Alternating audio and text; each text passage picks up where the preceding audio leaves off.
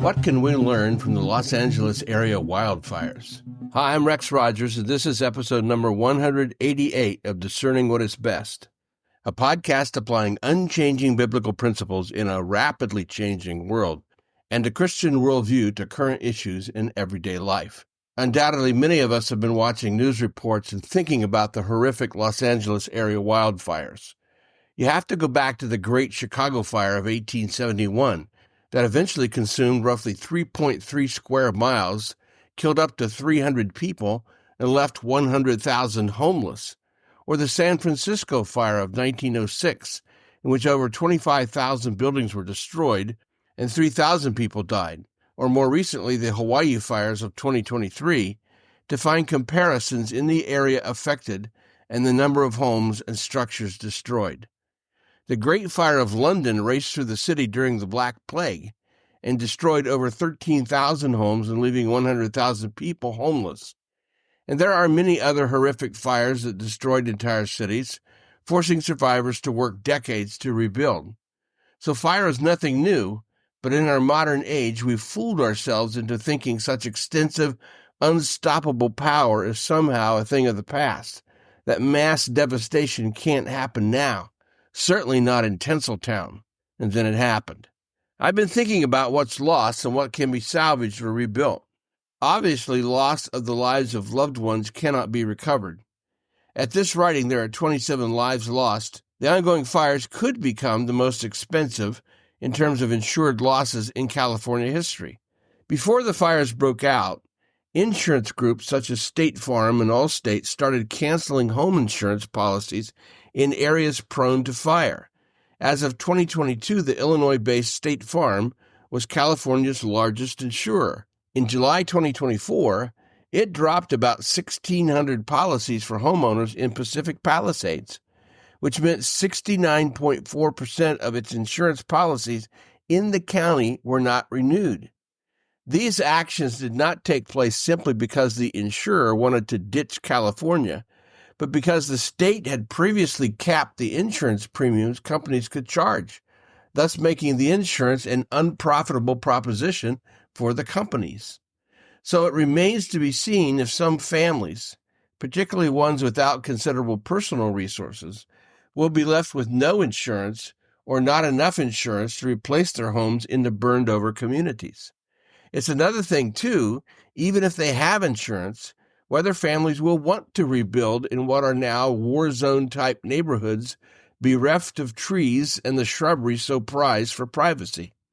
In addition, will families want to rebuild not knowing what the rebuilt neighborhood will look like, what the homes near them will be like, and in an area where businesses and amenities like parks and so forth do not exist?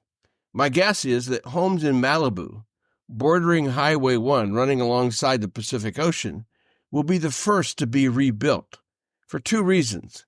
One, these homes were nearly all multi-million-dollar residences, and thus owned by families with substantial means. And two, the ocean beach is still there.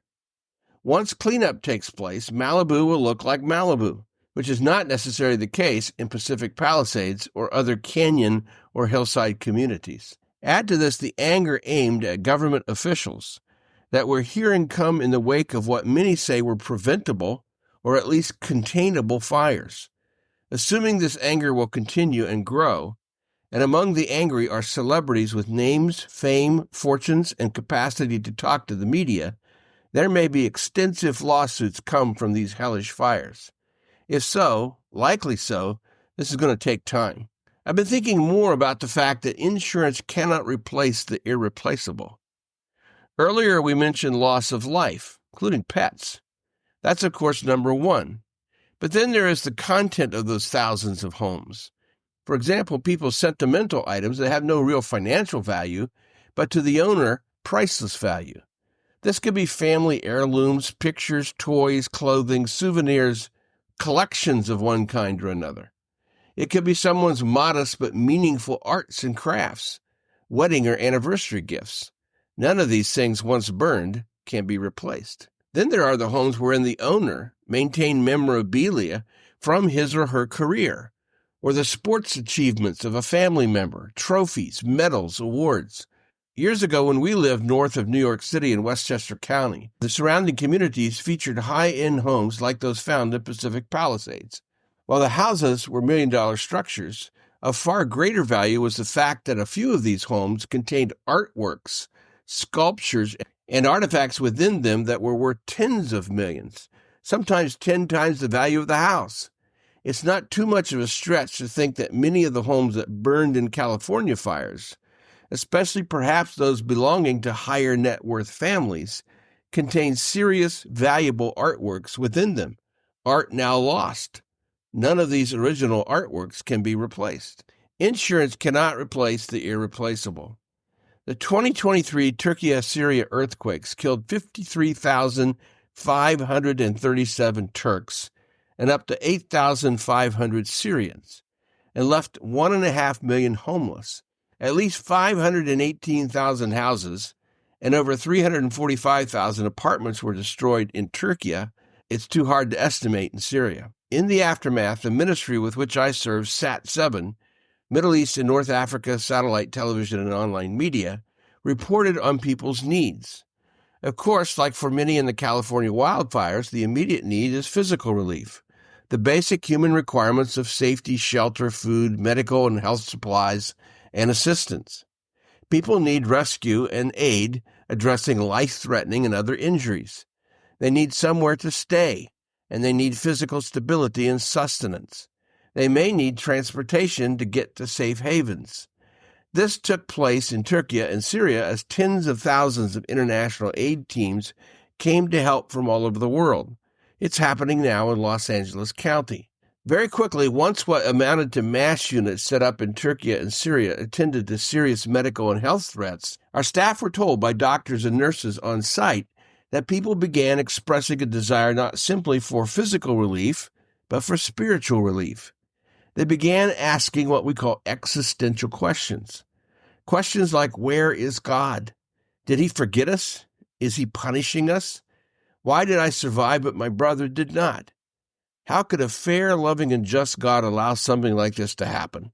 And what will happen to me now? Right now, and assuredly in the days ahead, these kinds of existential spiritual questions are being asked, and they're going to be asked for the foreseeable future. People made in the image of God, whether they acknowledge him or not, look for spiritual solace in the face of adversity, destruction, and in some cases death. People want to know why, and they yearn for hope. News reports have tended to focus on who's to blame for the fires, what political leaders and what political party is responsible. Could the fires have been prevented, or at least fire prevention and mitigation efforts better employed? If not prevented, could the fires have been curtailed sooner? These kinds of questions are likely to go on for weeks, if not years to come. In the meantime, people will privately, if not publicly, ask why.